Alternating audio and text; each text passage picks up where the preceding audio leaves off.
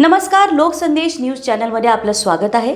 पाहूयात आजची विशेष बातमी. सांगली मिरज कुपवाड महानगरपालिका निवडणूक रणधुमाळीमध्ये आज सांगली संजय नगर येथे प्रभाग क्रमांक 9 मधील भाजप अधिकृत उमेदवार अतुल माने, संतोष पाटील, वर्षा भूपाल सरगर, रोहिणी पाटील यांच्या नेतृत्वाखाली महारॅलीचं आयोजन करण्यात आलं होतं. यामध्ये प्रभागातील सर्व नागरिक, स्त्री पुरुष मोठ्या संख्येनं उपस्थित होते.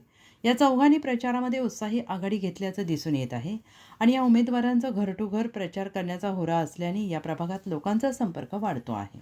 लोकसंदेश न्यूजसाठी सतीश भादुले यांचा रिपोर्ट.